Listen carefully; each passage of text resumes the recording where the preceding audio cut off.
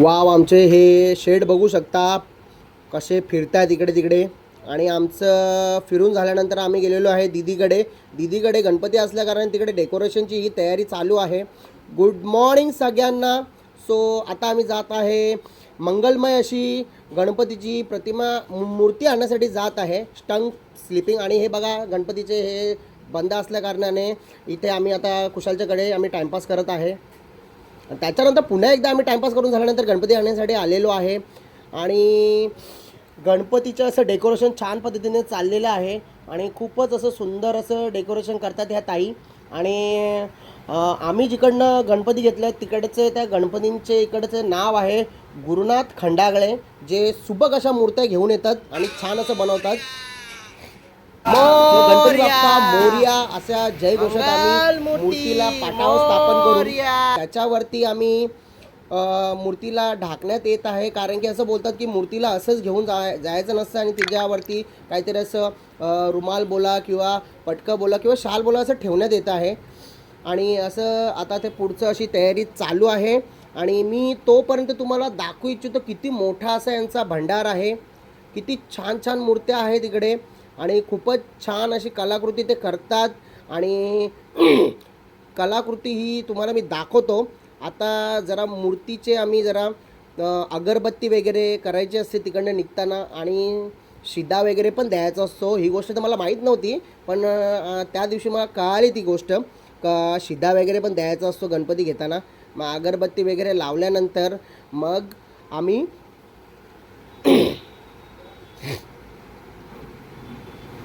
तुम्हाला आता दाखवू इच्छितो इथे किती छान पद्धतीच्या मूर्त्या आहेत. हे बघा, खूपच असे लहान लहान गणपती पण आहेत, पण किती छान आहेत.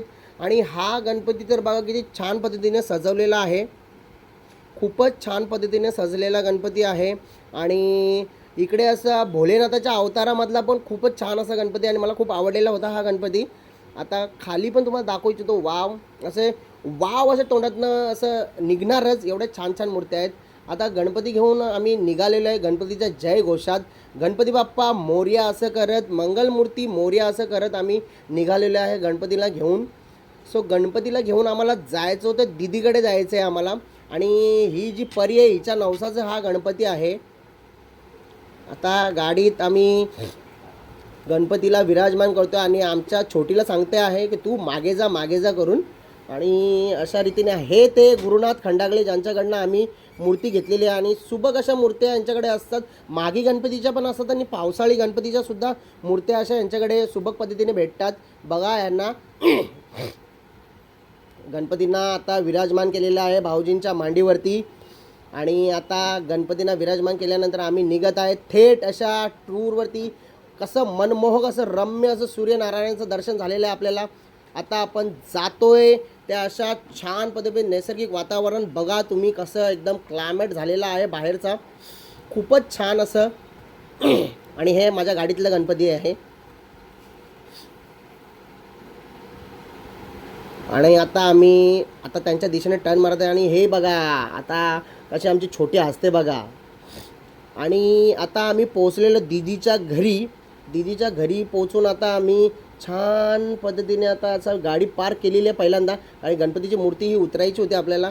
आणि हे आता गणपती उतरताना गणपती हे उतरलेले आहेत भाऊजी आमचे, हे भाऊजी आहेत जे गणपती घेऊन उतरलेले आहेत. दीदी पण आलेली आहे, दीदी माझ्याकडे आहे, त्याच्यामुळे मला नीट असं काही गणपतीचा शॉट घेता आला नाही परफेक्टली. पण आपलं जसं पाहिजे तसं घेत नाही, पण हां ठीक आहे जसं. वा, ही आमची दीदी आहे. आणि आता गणपती आल्यानंतर त्याचे पाय वगैरे धुवून झालेले आहेत गणपतीचे, त्याचे डिस्ट वगैरे काढून झालेली आहे. आता त्याचे डिस्ट वगैरे काढून झाल्यानंतर आता त्याला परत घेऊन जाऊन घरात घेऊन गेलेले आहेत. घरात जाताना आता हे सर्व दृश्य तुम्हाला मी दाखवत आहे.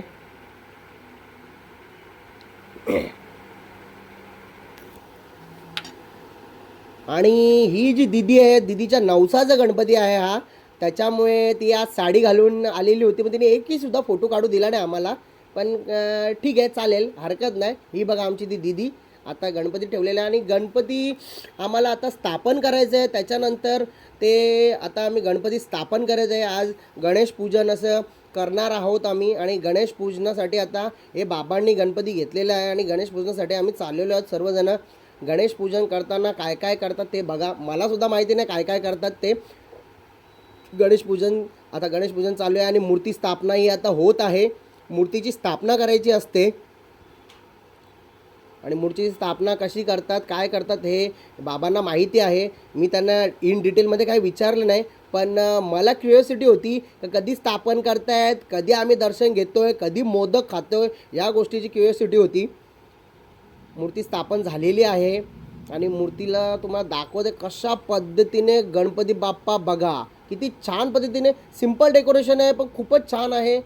बघा मूर्तीचे रेखीव बघा कसे आहेत, खूप छान असं. आणि आता तो क्षण आलेला आहे की ज्या क्षणी बाप्पा परत आपल्या गावाला जात आहेत आणि ह्या टायमाला सगळ्यांचे डोळे असे नमलेले असतात, कारण की आपल्याकडे बाप्पा हा 1.5 दिवस असतो आणि 1.5 दिवस आपण त्याची सेवा करतो आणि त्याच्यानंतर निघायच्या टायमाला ही बघा आमची परी बाप्पाचं दर्शन घेताना. बाप्पाला असं बोलतात निघायच्या टायमाला सर्व असं घरात वगैरे दाखवायचं असतं. आपल्या घरात दाखवून त्यांना आपण हे करतो की बिदाईसाठी आपण त्यांना ढोल वाजा ताशा बोला किंवा कीर्तन बोला. पण इकडे जास्त करून मोस्टली सर्व लोक माळकरी असल्या कारणाने इकडे सगळे मृदुंगमणी टाळकरी हे सगळे असतात. आणि बाप्पा आता निघालेले आहेत त्यांच्या यात्रेवरती. बाप्पा आता आम्ही जयघोषात निघत आहे आणि बाप्पा बोलत आहे आम्ही पुढच्या वर्षी लवकर या, गणपती बाप्पा मोरया, पुढच्या वर्षी लवकर या, असं जयघोष करत करत हे आता बाप्पाला घेऊन आम्ही निघालेलो आहे. आणि या टायमाला असं वाटतं का बाप्पा घरातून जावंच नाही आणि काय आता तोंडातून शब्द बाहेर पडत नाही, पण बाप्पाला आता अंतिम विदाई आपल्याला द्यायची आहे.